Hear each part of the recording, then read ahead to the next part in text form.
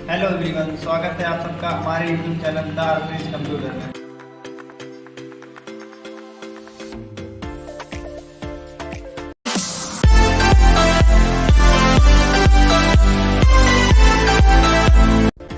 तो यहाँ पर आज का पहला क्वेश्चन है, निम्नलिखित में से किसे कंप्यूटर का पितामह कहा जाता है। तो देखिए, जितने क्वेश्चन मैं आपके लिए इस वीडियो में लेकर आया हूँ, अगर आपको इनमें से किसी का भी आंसर पता है तो आप नीचे कमेंट बॉक्स में बता सकते हैं, ताकि आप इस वीडियो के माध्यम से हमारा रिवीजन कर सकें।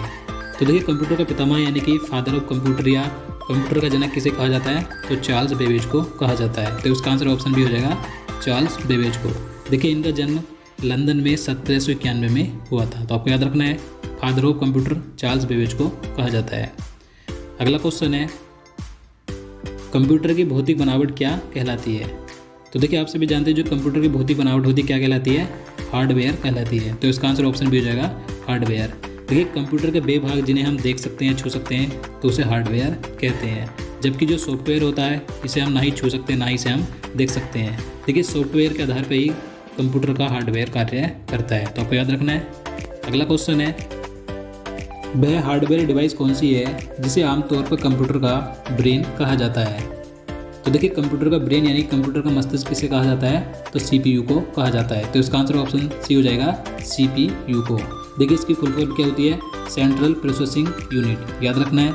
देखिए, यह कंप्यूटर का नियंत्रक भाग होता है जो कंप्यूटर के सारे कार्यों को नियंत्रित करता है तथा यह इनपुट को आउटपुट में रूपांतरित भी करता है। तो आपको याद रखना है, कंप्यूटर का ब्रेन CPU को कहा जाता है। अगला क्वेश्चन है, इंटीग्रेटेड सर्किट चिप का विकास किसने किया था। तो इसका आंसर ऑप्शन सी हो जाएगा, रॉबर्ट नोयस और जैक किल्वे ने। इन दोनों ने मिलकर इंटीग्रेटेड सर्किट चिप यानी कि IC चिप का विकास किया था। देखिए, जो इंटीग्रेटेड सर्किट चिप होती है, इस पर सिलिकॉन की परत होती है। तो ये क्वेश्चन कई बार पूछा जाता है कि इस पर कौन सी परत होती है, तो सिलिकॉन की परत होती है। देखिए, इसे एकीकृत परिपथ, सूक्ष्म परिपथ, सूक्ष्म चिप और सिलिकॉन चिप के नाम से भी जाना जाता है। याद रखना है। अगला क्वेश्चन है, चुंबकीय डिस्क पर किस पदार्थ की परत होती है।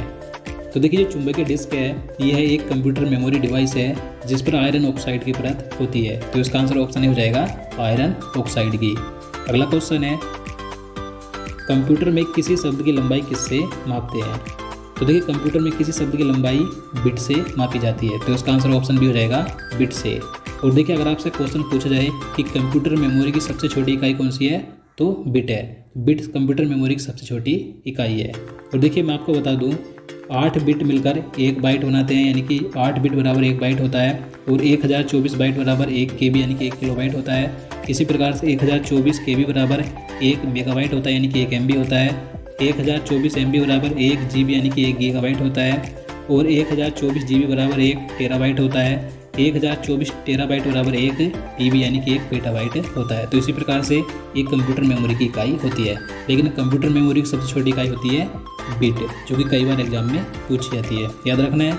चलिए, अगला क्वेश्चन देखते हैं, अक्षरों तथा चिन्हों को बाइटों में स्टोर करने की विधि को क्या कहते हैं। तो इसका आंसर ऑप्शन डी हो जाएगा, कोडिंग सिस्टम। तो देखिए, अक्षरों तथा चिन्हों को बाइटों में स्टोर करने की विधि को कोडिंग सिस्टम कहा जाता है। तो आपको याद रखना है। नेक्स्ट क्वेश्चन है, 1024 बाइट बराबर क्या होता है। तो मैंने आपको पहले बता दिया, 1024 बाइट बराबर होता है 1 KB यानी कि 1 किलोबाइट। तो इसका आंसर ऑप्शन डी हो जाएगा 1 KB। नेक्स्ट क्वेश्चन है, किसी प्रोग्राम में बग क्या होता है। तो देखिए, किसी कंप्यूटर प्रोग्राम में बग शब्द का प्रयोग एरर, त्रुटि, दोष, गलती को वर्णित करने के लिए किया जाता है। तो कंप्यूटर प्रोग्राम में बग शब्द का प्रयोग होता है एरर के लिए। तो इसका आंसर ऑप्शन भी हो जाएगा एरर के लिए। अगला क्वेश्चन है, डिजिटल कंप्यूटर किस सिद्धांत पर कार्य करता है। तो देखिए, जो डिजिटल कंप्यूटर होता है, ये गणना के सिद्धांत पर कार्य करता है। तो इसका आंसर ऑप्शन हो जाएगा गणना के सिद्धांत पर। नेक्स्ट क्वेश्चन है, सर्वाधिक तेज गति का प्रिंटर कौन सा है। तो देखिए, इस क्वेश्चन में बताना है कि सबसे तेज गति वाले प्रिंटर कौन से होते हैं।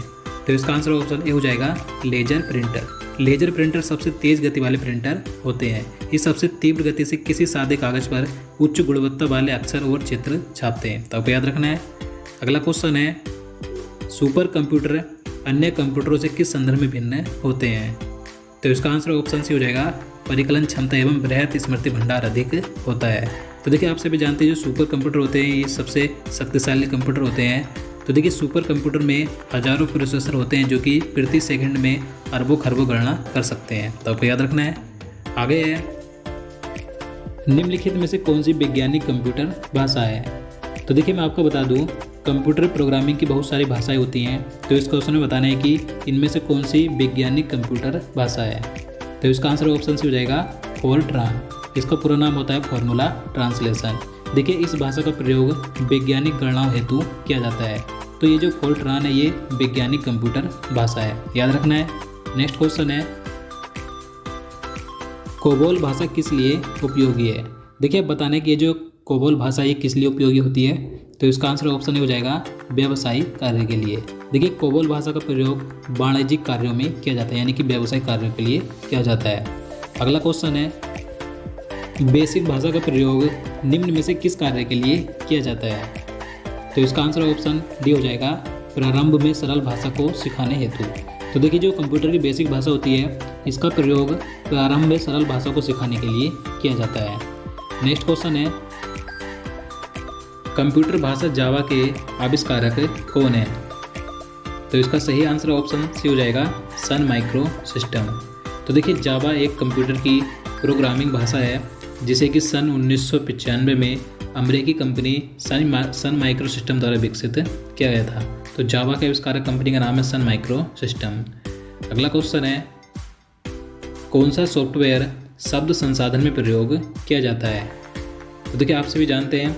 तो इसका आंसर ऑप्शन सी हो जाएगा MS वर्ड। काफ़ी फेमस सॉफ्टवेयर है कंप्यूटर का। देखिए MS वर्ड एक सॉफ्टवेयर है जो कि वर्ड यानी कि शब्द प्रोसेसिंग कार्य के लिए प्रयोग किया जाता है, जो कि एक विंडो ऑपरेटिंग सिस्टम है, याद रखना है। नेक्स्ट क्वेश्चन है इंटरनेट के क्षेत्र में www का सही रूप क्या है। तो देखिए मोस्ट इंपॉर्टेंट क्वेश्चन है क्योंकि जो www है इसकी कई बार फुल फॉर्म पूछी जाती है। तो इसकी फुल फॉर्म क्या होती है वर्ल्ड वाइड वेब। तो इसका आंसर ऑप्शन भी हो जाएगा वर्ल्ड वाइड वेब इसकी फुल फॉर्म होती है। और देखिए इसके आविष्कारक कौन थे। तो इसका आविष्कार किया था टिम बर्नर्स-ली ने, याद रखना है। नेक्स्ट क्वेश्चन है रैम का पूर्ण रूप क्या है। तो देखिए आप सभी जानते हैं कई बार एग्जाम में रैम और रोम की फुल फॉर्म पूछी जाती है। तो रैम की फुल फॉर्म क्या होती है रैंडम एक्सेस मेमोरी। तो इसका आंसर ऑप्शन ही हो जाएगा रैंडम एक्सेस मेमोरी रैम की फुल फॉर्म होती है। और देखिए ये कंप्यूटर की अस्थायी मेमोरी होती है। और जो रोम होती है इसकी फुल फॉर्म क्या होती है रीड ओनली मेमोरी। और ये कंप्यूटर की स्थायी मेमोरी होती है। तो आपको दोनों याद रखनी है। अगला क्वेश्चन है कंप्यूटर में जाने वाले डेटा को क्या कहते हैं। तो इसका आंसर ऑप्शन से हो जाएगा इनपुट। तो देखिए काफ़ी आसान है। कंप्यूटर में जो डाटा जाता है तो वो तो इनपुट होता है, और जो डेटा प्रोसेसिंग होने के बाद उपलब्ध जानकारी को आउटपुट डिवाइस की सहायता से प्रस्तुत किया जाता है तो वो आउटपुट होता है। अब देखिए यहाँ से क्वेश्चन पूछे जाते हैं कि इनपुट डिवाइस कौन सी है और आउटपुट डिवाइस कौन सी है। तो मैं आपको इनपुट डिवाइस बता दूँ इनपुट डिवाइस कौन कौन सी होती है, जैसे कि कीबोर्ड, माउस, स्कैनर, माइक्रोफोन आदि। बात करें आउटपुट की, आउटपुट डिवाइस कौन कौन सी होती है, जैसे कि screen, monitor, earphone, printer, projector आदि। तो आपको दोनों के एग्जाम्पल याद रखने कई बार एग्जाम में पूछे जाते हैं। अगला क्वेश्चन है कंप्यूटर के भाग जो जोड़, घटाव, गुणा, भाग और तुल्यात्मक कार्य करता है तो उसे क्या कहा जाता है। तो उसे कहा जाता है ALU। तो इसका आंसर ऑप्शन हो जाएगा ALU। इसकी फुल फॉर्म होती है arithmetic logic unit. Next question है LCD का पूरा नाम क्या है। अब देखिए कई बार एग्जाम में LCD और LED की फुल फॉर्म पूछी जाती है, क्या होती है। तो LCD की फुल फॉर्म होती है लिक्विड क्रिस्टल डिस्प्ले। तो इसका आंसर ऑप्शन डी हो जाएगा liquid crystal display LCD full form होती है। बात करें LED की, तो LED की फुल फॉर्म होती है लाइट इमिटिंग डायोड। दोनों याद रखनी है। अगला क्वेश्चन है क्वेश्चन नंबर 24 है CTRL, शिफ्ट और ALT को कौन सी की कहा जाता है। तो इसका आंसर ऑप्शन ए हो जाएगा मॉडिफायर की। तो देखिए जो कंप्यूटर कीबोर्ड में CTRL, शिफ्ट और ALT होते हैं तो इन्हें मॉडिफायर की कहा जाता है। मॉडिफायर की कंप्यूटर की एक विशेष की होती है, याद रखना है। रैम किस प्रकार की मेमोरी है।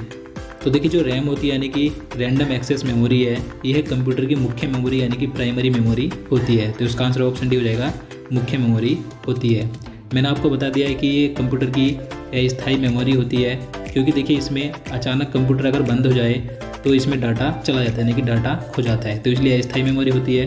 और जो रोम होती है ये कंप्यूटर की स्थायी मेमोरी होती है, क्योंकि इसमें अचानक कंप्यूटर बंद होने पर डाटा खोता नहीं है। तो आपको याद रखना है। तो दोस्तों आज के लिए इतना ही। उम्मीद करता हूँ आपको वीडियो पसंद आया हो। अगर आपको वीडियो अच्छा लगा हो, आपके लिए हेल्पफुल हो, तो प्लीज़ वीडियो को लाइक और शेयर करना, साथ ही चैनल को सब्सक्राइब कर लेना। चलिए मिलते हैं किसी नई वीडियो में। जय हिंद।